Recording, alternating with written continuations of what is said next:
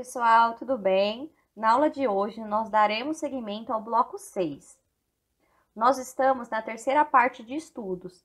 Então, antes das férias, nós iniciamos com a introdução e nós falamos um pouquinho sobre o Brasil e os fluxos econômicos, populacionais, conflitos e tensões históricas e contemporâneas. E nessa aula, que foi realizada pelo Meet, nós respondemos a atividade 1 e a atividade 2.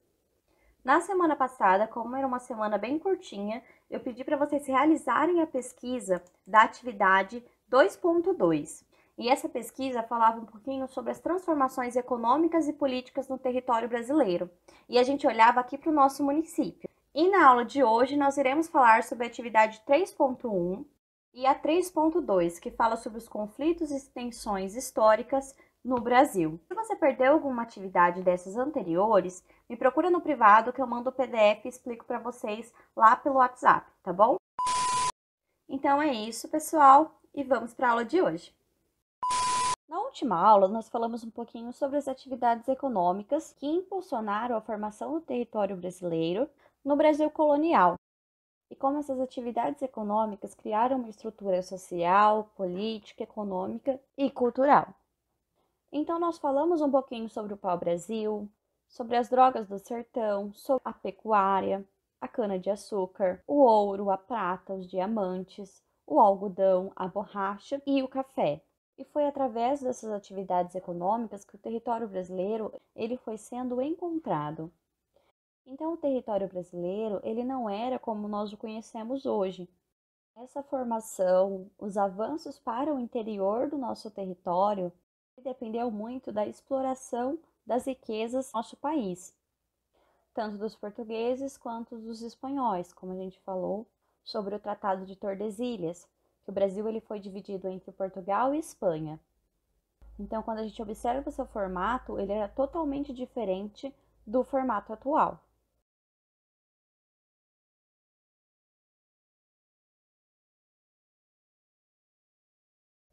Na atividade 3.1, ela pede para vocês relacionarem as imagens que está na primeira coluna com as informações que está na segunda coluna. Então, nós temos a imagem A, B, C, D, E, F e G. E vocês precisam preencher a letrinha correspondente dentro dessas lacunas. E é sobre essas imagens que a gente vai falar um pouquinho nessa aula. Então, a primeira imagem é lá de 1500 e fala um pouquinho sobre o descobrimento do Brasil por Pedro Álvares Cabral. A palavra descobrimento, ela aparece entre aspas, porque os portugueses eles não encontraram o Brasil. O Brasil ele já estava ocupado pelas nações indígenas. Então, a partir do momento que os portugueses encontraram o Brasil, eles ocuparam, invadiram e submeteram esses indígenas aos trabalhos escravos, como a gente comentou na última aula, tanto na extração do pau-brasil, quanto nas drogas do sertão, na cana-de-açúcar. Então, além da mão de obra escravizada africana, inicialmente nós tínhamos a mão de obra escravizada dos indígenas que já viviam aqui. Então, a primeira imagem fala um pouquinho sobre o descobrimento do Brasil por Pedro Álvares Cabral e o início do domínio português na região da América do Sul. A segunda imagem é de 1532 e mostra um pouquinho para gente a criação da primeira vila em São Vicente. Então, quando Marte Afonso de Souza sai de Portugal, ele já vem com essa ideia de colonização do território brasileiro. O Brasil ele foi de fato colonizado com o surgimento dessa primeira vila. Eram os principais interesses de Portugal em mandar o Marte Afonso para cá, a criação dessa primeira vila. Além do ouro, da prata e dos diamantes, essa primeira vila trouxe para cá a introdução do cultivo da cana-de-açúcar. Então, lembra que a gente comentou na última aula que a cana-de-açúcar promoveu o povoamento? Então, foi a partir dessa época, da criação da primeira vila, que nós tivemos a introdução do cultivo da cana-de-açúcar e a instalação de engenhos em São Vicente. Já em 1549, nós temos a fundação de Salvador, que era a sede do governo geral. E aí nós temos o início da estrutura administrativa do governo. Então a cidade de Salvador, que na época era chamada de São Salvador da Bahia de Todos os Santos, passou a ser a primeira capital do Brasil e sede do governo português na colônia. Em 1554, nós temos a fundação de São Paulo, com o colégio jesuíta. Em 1630, nós tivemos a invasão holandesa, ocorrida em Pernambuco. Então, os holandeses tomaram Olinda e iniciaram um longo período de domínio em boa parte do território do atual Nordeste.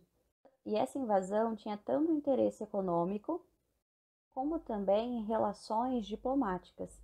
Então, os holandeses eles procuraram construir sua própria colônia na América, se apropriar das principais praças produtoras de açúcar. Então, no caso, o Brasil fazia parte dessas praças produtoras de açúcar. Em 1693, nós temos a descoberta de ouro em Minas Gerais.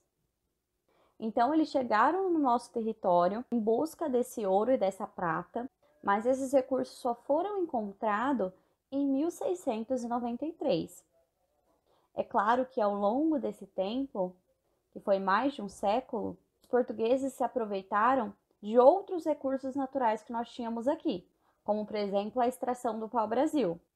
E a última imagem de 1695, a representação do líder Zumbi dos Palmares, que foi o principal representante da resistência negra à escravidão na época do Brasil colonial.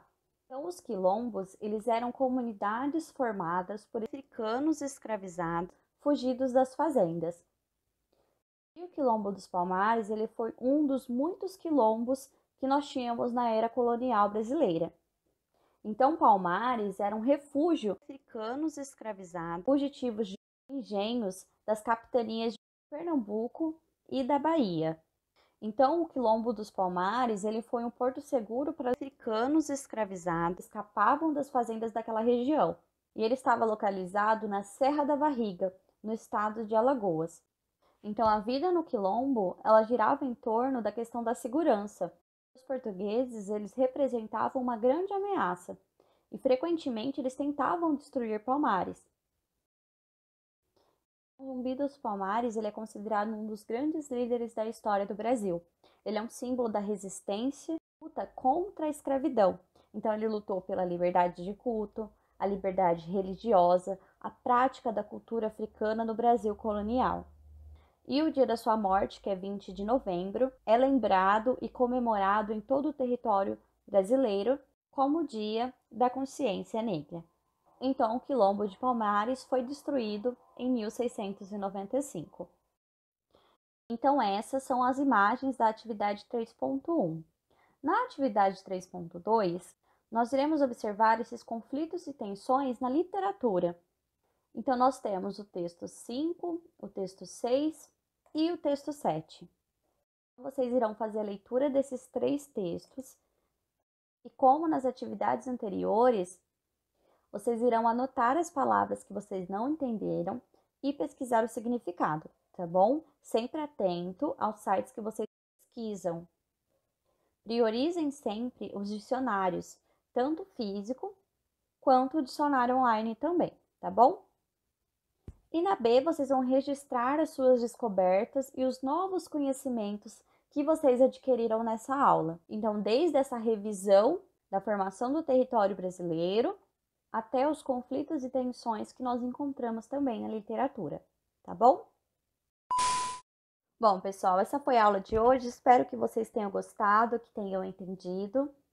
Aqui embaixo na descrição do vídeo eu vou deixar o fórum de dúvidas. Também estou disponível lá no grupo no WhatsApp e também no privado, tá bom?